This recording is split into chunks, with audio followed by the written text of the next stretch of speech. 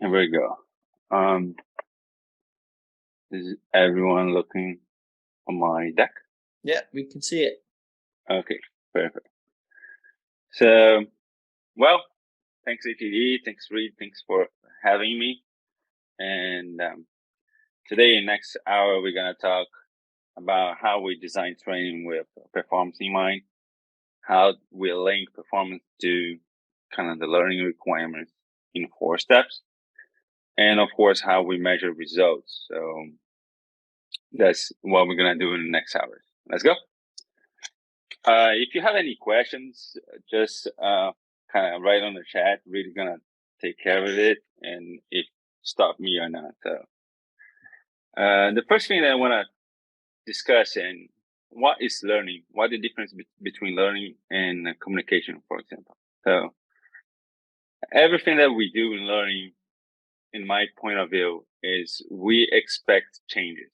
So we expect to the learning goes to point A to point B, or we expect what we expect the changes, what the learning must do or start doing or stop doing. So what must the learning start doing or stop doing is the powerful question that I do when I decide that, hey, this is a project, this is a learning project, not a communication. So when you're looking this way, you can link how we impact performance because that change must manifest in some point on a daily basis, right? So analytics is from, of course, data analytics and how we support the decision, looking for the best decision to impact performance as well. So when we start and we put it together, learning analytics is how we measure the change that we expect if learning is doing or not, or impacting or not performance. So it's how I identify if the learner it's doing something different, or he's stopped doing something that they shouldn't do. Okay, here we go. So what is the challenge here? So why learning? Why design learning path, learning project? It's so difficult to link with performance. That's the challenge. So how we link performance to the learning objects, right? So in my experience says, most of the case with the data that we have, it's so abroad that we can't link with the granular learning object. So we have to work on that as well. Okay, that's the challenge. When we use it, we can use it in onboarding, retraining. For new operations and startups, we must adapt because in the first round, we don't have the data. So first we break down tasks and we link tasks with the skills. But in the second round, we can link the data, the performance data there. So it's kind of 2 rounds, 2 cycles before we really do learning analytics here. Okay. So the barriers. So the proposal here is a really linear thinking.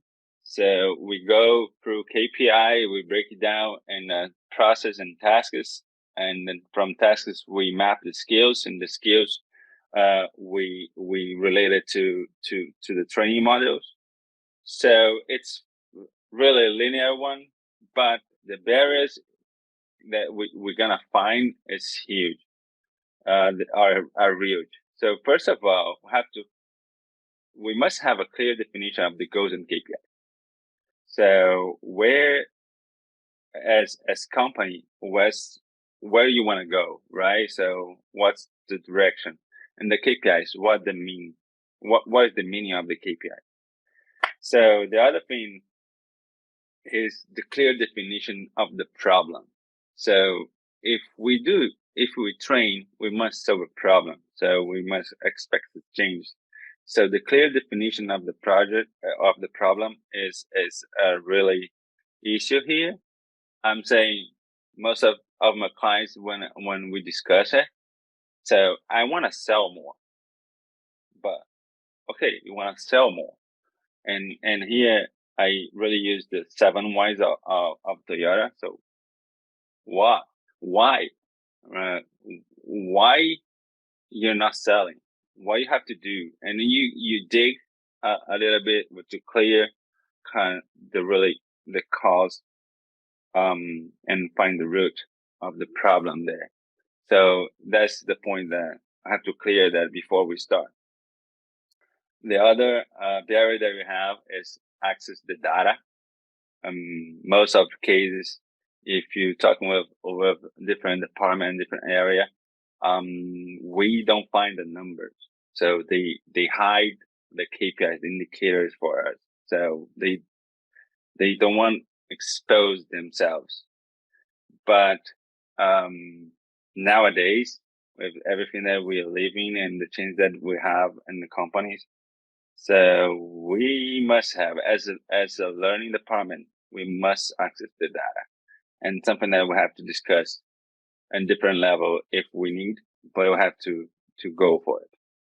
The other issue that I often have is the quality of the data. So it's not accurate. We can find the real data. So that's the other thing. So how we make decisions over a data that we can trust, right? And the last one, it's on our hands, the learning department, our hands. The course library organization and categorizations. How many of us tag the module, tag the course when we upload an LMS? And if we do, are we tagging by skill? So how we tag it?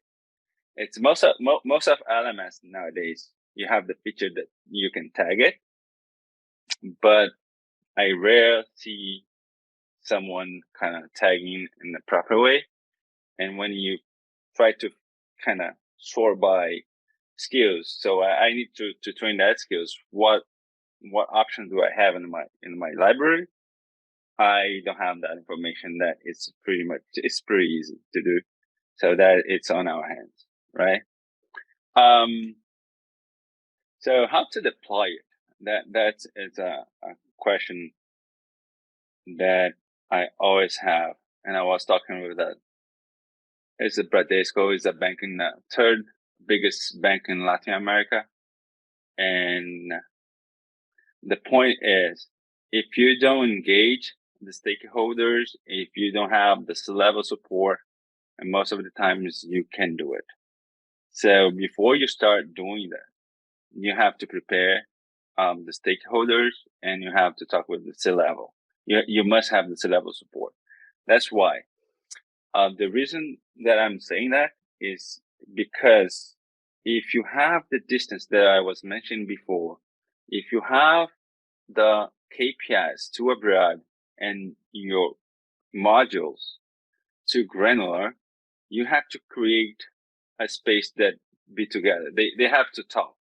So, in most of the cases, you have to go back in the KPIs and create KPIs for you to link with your modules. So in that situations, you need this level of support, and you need to commit the stakeholders, because it's everyone together in the same cause, right? So that's two tips that I give to my clients. So you must, before you starting, join them to the team, join them the project, and from there you start. So the other point is the LMS. So I have to go through every module and understand what you're doing and mapping the skills. And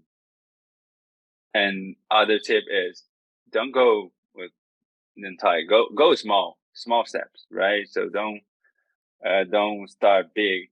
So do a pilot, do an agile program, something like that. So prototype and go, and then you grow. So when you do and you grow showing your results and the importance of what you're doing, how important is to access the data, and how important is everything that you're asking for. So you're saving because you're doing better, they're performing better.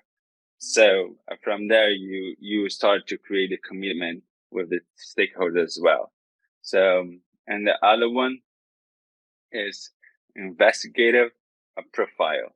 So I joke here, we need to be Sherlock Holmes, we have to find the cows. And in Japanese, the Genbutsu. In real, I highly recommend go and see. So don't stop on documents that you access and from there you think that's good, because most of the times the documents that we have and the reality is completely different. So we must go and find what is the documentation that you have, the strategy that you go, and the reality. So we have to put all these variables on the table and put it together, right? Perfect. So let's go to the 4 steps, right? So first one, establish the correlations. Second one is the individual analysis, and then how we optimize the learning plan and how we measure the results. So that's the 4 steps that we do in the learning analytics. And let's see one by one. So how we establish correlations. So as we mentioned before, from the KPI that we seek to achieve, we break it down in the task. So we can break down the process in the tasks, or breaking down the phase process in the tasks. But what we're looking for is what tasks is affected indicators. So what our learners are doing that's impacting the indicators, right? And from there, so if we know the tasks, we know what skills we need, right? They need to do. And that's a good point. And here I'm talking about soft and hard skills. Okay. I often receive a question, how we measure soft skills. And I go back and see if you expect a change and you're training soft skills, you're still expecting changes, and that change must manifest in daily basis somehow, and you have to measure how it manifests. So it must impact in the KPI by the end. So you have to dig a little bit more than the hard skills, but you do find a relation with KPIs here. So after you break it down in tasks, you relate it with the skills. So we go in the LMS, we go in the library or in person, we check the training modules that provide the skills. So it's a very linear thinking, but it's hard to deploy, hard to implement because we have the barriers, right? So here we go. So that's the first step, create the correlations. The second step is the individual analysis. So from here we find the underperforming team. So who is not performing well, and in each KPI. So we identify for the KPIs that are not performing well, and then we breaking down. We bring the tasks that we need to train, and the skills that we impacted that tasks, and then of course we go and check your library and send and put them give to and train them, right? So that is the way that you do individual analysis. The most important message here is we're looking to group by a gap of performance here, right? So I know that in most of our cases, we have to group by region, by business unit, or by kind of any organizational structure that you have. But first of all, I highly recommend to group by gap of performance, right? So we can save money doing a second layer. That is the third step, that how we optimize the learning plan. So how we clusterize and how we create clusters by gap of performance, right? And then we create send to in-person event, or create a class in an LMS, whatever. But again, based on gap of performance, right? And fourth, and the final step, how we measure. And I recommend 3 cycles, 30, 60, 90 days. Of course, you can go over 120, 150, but at least 3 cycles. And different companies have different time span. And here you can, of course, you can change it. But the reason that I'm measuring in 3 cycles, I want to understand the curve, the learning curve, and understand how long it lasts, and or what level it stops, and to measure the results and, for example, the return of investment there, right? So from now, is everything fine? It's okay? So, okay, let me know. How we establish the correlation. So here's the thing. We have, thinking about the chain, we have KPI process to task, tasks to skills, skills to training. So I like to start with process and task, right? That's the way that I like to start. So I start finding the daily basis task that they have to do. And here we go. So if we have the process map, check the tasks against the map, right? So most of the companies here in the US have RACI, you have different frameworks to work with the process. That's all fine, but you must break it down in tasks, and this tasks must appear on a daily basis there when you go to the field and check it out. So you have to understand and find them. If you don't find them and you find some, you have to think about if you need to the other tasks that it's not doing and they should do, right? If we don't have the process map, go to the field and find it, right? So we are learning, or you can recommend kind of to map the process or create it. But what are you looking for here is the daily tasks, right? Good. Let's start the game. So when we do what we're looking for, so we do by kind of job role, have the process here. So process, we have the process A, B, and C, and we have the tasks, all the tasks included in each process, and we have taxonomy. So process A, task 1 is PAT1. Okay, process A, T2, PAT2, and go on, right? So we do this in each tasks and each process, each tasks, and we go. And of course, one task can impact more than one process, right?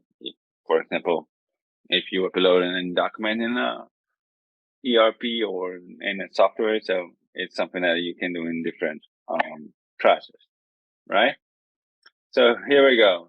So we're gonna repeat this in different ways. So we go into KPIs and process. So identify which process impacts which indicator.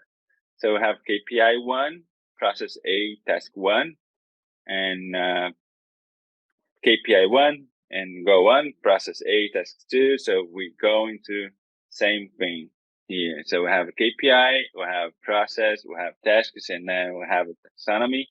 And one process can impact more than one KPI, right? So here is few questions that I have for your internal client, and when they say that they don't have the KPI. So how do you know that your team is performing well? Isn't one question that I've made from I'm doing with my clients all the time. So if you don't know how your team is performing well, you're not managing anything, right? So, but if you know, in most of the cases, the situations, they answer yes, I know. So from there, you grab and put in and note it, because that is what you have with KPIs. Maybe we don't have formal KPIs, and that's something that I have to create it later. But you have very a very good direction here. So the second one, what's the criteria to promote an employee? So when you're asked to promote someone, so why, how, right? So that's the other way that we find the KPI. And I'm back with the other two questions. What must the learner start doing, and what must the learner stop doing? So that feel we have more powerful questions, but that ones I like it, because you make them to talk, right? So it's not yes or no answer, and you start conversation, and from there you can take a lot of information from their heads, and we're good to go, right? So here's the result. So process task is the main data. So PAT1. So you can repeat that. So we relate KPIs, KPI1, and we go from there. So and go to the third connection, task and skills. And again, we need to identify which skills need to each task, right? So repeat that. Process A, task 1 is skill A, B, C, D. Task 2 is skill A, E, F, G. So, and go on. Process, task, skill, and taxonomy here. And of course, one skill impact more than one task. Again, we mentioned before, but we do, if you're training soft skills, that soft skill must manifest in day-to-day tasks, and that task must impact some result, right? And then you find the KPIs. So that's the way I relate soft skills to the KPIs, to the results. Here's an example. If you training your leadership and resilience, for example, why are you doing that? Let's say because my leadership must support the pressure and make clear decision to the company, and my question is how the clear decisions might help the company. So, and it could be climate, right? It could be the team stress, could be a lot of could be an NPS, could be a lot of things that the resilience that impacts the clear decision impacts the kind of the leadership, impacts the team doing the job. You know what I mean? So from resilience for your from your leadership, you're training resilience. We train resilience that is make the leadership they do a clear decision and a best decision, and that it manifests to the team and the climate is an indicator that you have it, for example. So you can play with, but most important thing is question that. So how it manifests. So if I'm creating a soft skill training, what I expect to change, right? That's the point. So we do have here taxonomy with the skills we add here. So you see that process and tasks is the main data. So we have the skills here, we have KPI here, and we go to the last connection, that is skill and training. So here is our training is covering what skills, right? So we identify which training impacts each skill. So that's a short one, but that's a good one. So have a skill, have training, and of course, one training can cover more than one skill, depending how specific the training is. So how granular you go. But here's one thing that I want to show is if you have 2 trainings for one skill, and if it's not a reskilling, a retraining, you have to find out. Go and check why you have two trainings that cover just one skill. Maybe you're losing money here, you're losing time here. So go there and check.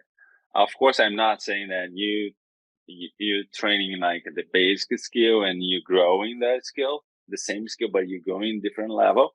So it's not I'm saying. So I'm saying that you have the same module to train the same level of skill and you have to training. Something is not right. If it's a retraining, it's good, of course, but you have to understand why did we change the onboard training, the primary training to resolve the issue in the first, or we keep doing kind of retraining all the time, right? So are we working to cover the gap of knowledge when kind of the newbies are entering the company, kind of starting the company, right? So that's my point here. So so we have here process tasks with KPIs and skills, right? And then we have skills and training, so we can relate that. Okay, good. So from there we gotta start grouping by. So we have taxonomy, we have process, we have tasks, we have skills, training, and KPIs. So just an example of how we do it. So it's PAT1SA is kind of a letter soup, but that's the way that we relate it and we hook each one. And then from there, we have this table here. That is better right now because from here we have pivot table and we can group by any field that we want. So we can group by KPI. So KPI 1, we have the process A, process C, and the training related. I have KPI 2, I have the process B and the training related. So that's one view that we have. The other view that we have is by process. If you want a training by process, I have to increase and improve that process. So we have that training related. And that's why I'm saying that it's very important to tag correctly our modules in LMS or the system that you have it in person, whatever. So because it's very important to create that views too, right? So we have by process, we have by training. So which training impacted with process and tasks and KPIs. So we have by skill. So if you want to train by skill, so we have skill E, you have the training 1 and training 2, for example. So I'm not until here. So is that making sense? Everyone's fine. So any question here? Good to go. No questions in the chat, Renato. Okay, so good to go. So let's go to step 2, individual analysis. Here we get who is above, who is expected, and who is below. We're looking for on the underperforming. And one thing that I used to say, don't retrain who is performing well. You might trigger something that you don't like it. And honestly, we don't have control of that. So this person could drop the performance, right? So that's a different approach, and not going back to the training session. So pharmaceutical company, at least in Brazil, they used to train product anymore a lot of times every year. So, and it's not a regulation.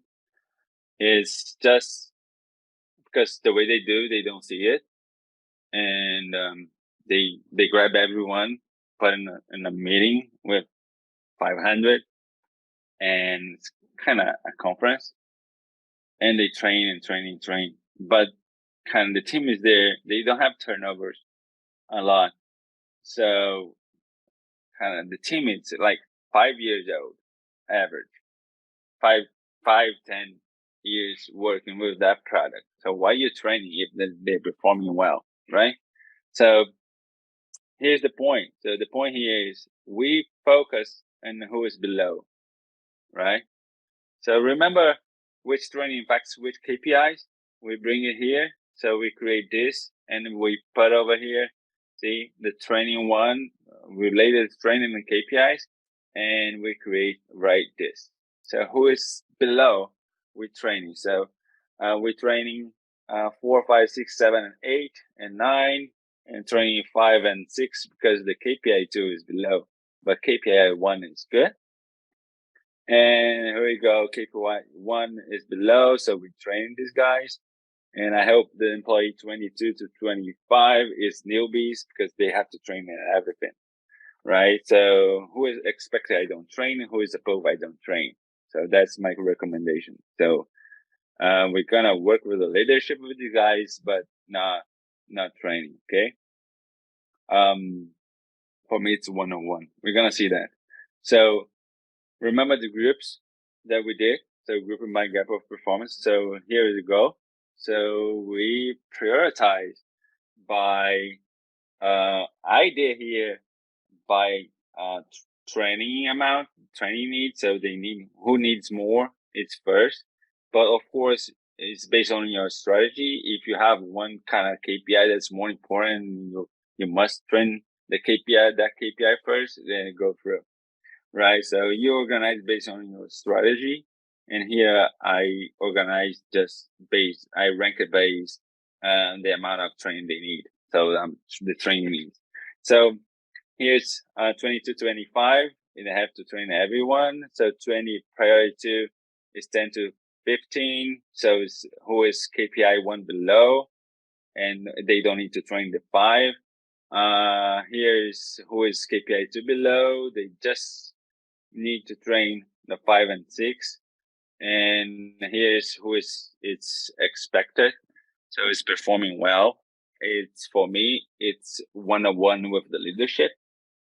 Who has to sustain the performance is the leadership. It's not training. That's my kind of my vision, my opinion here. And for this guy, that's it's above. So again, it's one-on-one with the leadership, and we might start thinking about career. So we have to challenge these guys here. So these guys must be challenged, and we have to create something. So maybe a career plan, succession plan, or one-on-one, and think about it. So we have plan of things to do. So we have to go in and understand who is this guy, right? Of course, as mentioned before, we can have a second layer there and create kind of a filter by region, city, business unit, the way that you organize your training, and go for it. So you can save money on that too. But first, can group by gap of performance, right? Other vision that we have is grouping by training. So maybe again, my strategy is the needs. So I start with focus 1 with training 6, and then we have more people here. Focus 2 is we have less. These guys that is employee 16 to 21 that don't need to train, and then we have this group here. So they need to train in training 1 to training 10. So, and the third layer here, I focus in what training impact more process. If you have to decide, so I go with process impacted that we have here, right? Good. So let's go and follow up the results. So for me, let's go and break down the performance. Let's say that KPI 1 is money and KPI 2 is time. And we expect the team to 70 to 75% kind of performing well. And the training goals is to bring it to the superior edge, so 75. And KPI 2 is 85. Okay, that's my goal. And the team distribution is I have 40% and the KPI 1 below, and I have 20% and the KPI 2 below. And I'm looking to move in 180 days, move 50% to the expected, right? If I move to 20%, I have 70 here, and 10 I have 80. I'm covering this, and here I'm moving 10, 70, and 90. I'm covering 85. I'm good to go. So I'm breaking down this, right? My tip is if you can convert the percentage point in the gross revenue or savings, you can calculate your ROI. You can calculate your return on investment and your profits. So the formula is the same, but if we can relate to kind of the percentage points in the money, we're good to really talk about money here or training, right? So let's go back in an evaluation in 30, 60, 90 days. So let's see, this is average on the baseline, 65%, 60, 70%. And my goal is 75 and 85. So, and here, what we do, so as the average and difference in between 36 and 90 days, no big deal. Let's say that my team distribution is below and below expected and above 40, like we said. So that's the training goals, and we do the same. So we have below expecting and above in a 30, and difference 60, and difference when we find out. Here's one thing that I used to do when I started. Remember the small steps? I do in a group A, B with the same time span, same region, same location. The most important thing here is put out every variable that impacts training. So impacts results, not training. So do the same region, same location, same market, same time span. So let's grab the guy. So let's see, I grab here employee 22, 23, 24, 25. So they are below in KPI 1 and 2. They have to train everything, and I'm training 6 right now. So employee 22 and 23 I'm training, and 24 and 25 I'm not training. And let's see what happened here in 36 and 90 days. Let's assume that here we have 2% and 5% of growth here in individual 22, 23, and the 24 and 25 is flat. So to have 2% and 5%, that's learning. That's training. So we increase the performance in there. So second cycle, 60 days. So we still flat with 24 and 25. And 72 and 84. So we increase 1%, so 3 to 6%. So, but in the third cycle, it's I've seen increase of 24 and 25. So the increase in the same amount, and that is not training, right? So that's why I say, hey, this is not training because something outside training impacts the results, not training. So right, that's the way what we do, and what we prove that learning is a good option there. So that's the way that we do and then group A, B. Okay. So recapping. So first, establish the correlations, KPIs, breaking down tasks, breaking down the skills, and checking the training, which training provide that skills. And from the underperforming group, we check the KPIs, we breaking down which tasks they need to training, we find the skills and the training that support the skills. Okay. And then we cluster the group by gap of performance. So we group by. So, and then we measure the results in 36 and 9 days or any cycle that you have in your company, right? And here we go. Questions. It's 49. Got it, Reed.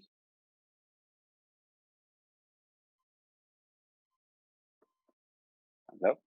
All right, awesome. So, Renato, do you want questions in the chat or you want people to unmute?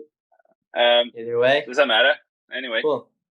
Yeah, we've got a smaller group here. It's 10 of us. So if you feel like unmuting and asking your questions, feel free to do so. Or type them in the chat.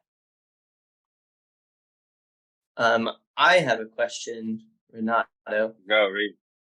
So when you group your learners by their performance, is there a reason you prefer to group them instead of just assigning courses individually? I like to group them it's easier to follow the results later. Okay. So, but if you do online training, of course you're doing individual, but as is the best way to find the results and you group, but you need to group in the same time span and region and everything. That's why I say group by, because it's easier to you to measure the results later. Okay. But if you go, it goes. The point is, if you're training someone here in Florida and someone in New York, you might be have a different market, and you might have different results based on the market, not in training. That's why I like to cluster based on the region and the city and the time span in the market. Mm-hmm. Because so you can find out the variable that you truly know that is training, Right. So after that you know the impact that you have, you can roll out and go to nationwide. You can go globally, whatever you do. But the first step, I prefer to make it in a control group. That hey, this is the region, this is the market. I know really what's going on here. So that's why I say, hey, group by, because you have to think about in different variables that's outside training. Awesome. Cool. Yeah, I like that. All right, we've got a question from Maria coming in. She says, would you recommend grouping the ones under? What do you recommend? Maria, do you want to recommend the ones under performance or help them individually? Maria, depends how many learners that you have. If you have 5, you can do individually. But if you have like 25K like we do, or big companies here, corporate here in the US that have 100,000 employees, how you do that. So it depends what you have on hand. So you might, if you are able to go one by one, fine. Yeah. But, if you're not, group, right? So the idea is to group them by the underperforming KPI, and then that way you can you're addressing the same KPI for a group of people who are underperforming in that specific, right? Oh yeah, because when you group that, so it is personalized. Yeah, it is. It's just But personalized for a group of people. for a group of people, because it's not, you can do, like, I take care in Claro, for example, nowadays it's 25K spread all over Brazil. So we can train it all together. You can Right. train one people. So it's not able. You don't have budget Yeah. for that. So Right, but especially you group, for like an instructor-led session. think about AT&T, for example. Here you can train one. You can, right. So how we group, but when you group by gap of performance, it says we're doing this. We're putting together the people that have the same needs. Mm-hmm. Right? Yeah, and I think that's cool too, because somehow maybe you could create group learning situations, like little teams chats where everybody could sort of talk about that one issue together. All the underperformers in that issue could all have one chat where they discuss it and work on it together. Yeah, that's really cool. Right, that's the approach. Yeah, try to find, and the most important thing for me, it's we as a learning department, we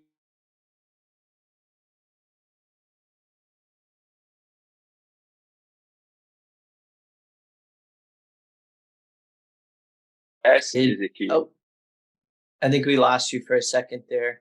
Oh, no, that's me.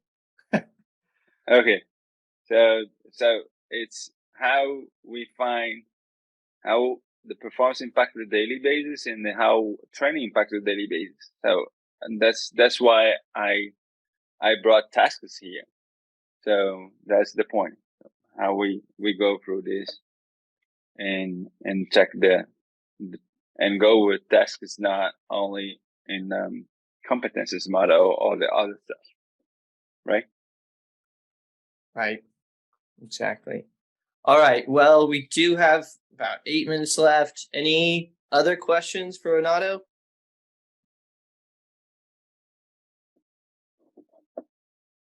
All right, then. I'll go ahead and share my screen again. Well, thank you so much, Renato. That was awesome. We already covered our Q&A and ideas and comments. Please save the dates for the upcoming. We've got our ATDCFL Summer Sizzle coming up. Our speaker is still to be decided, though, for that. That is next week, so hopefully we know who that is pretty soon. And then our ATDCFL Holiday Mingle is always a great time. I remember my first holiday mingle a couple of years ago, and I won a instructional design certification through ATD. It was pretty awesome. So please join us for that. Thank you all for joining us today. Again, we are an organization. Our chapter is an organization run by volunteers. So thank you, volunteers, for those of you who joined us today. If you're interested in volunteering, please check us out at ATDCFL. And yes, again, our volun heroes is what we call them. Those volunteers that join our organization, we welcome you to join us. So please come join our cause. Thank you, everyone. Please follow us on all the different social media. Check us out. Very active. Renato. Just, I think Leslie have trouble with download the presentation. So I'm putting again here the link, and just checking the link right now. Yeah, I will send you the link. I will send you the link for that. Okay, and you share. Okay. Cool. Yeah, I think she just meant she missed part of the presentation. I think. She's asking for the link. I got it. Yeah. All right. Yeah. Cool. Well, thanks everyone for joining us. Thank you, Renato. Awesome presentation. A lot to think about.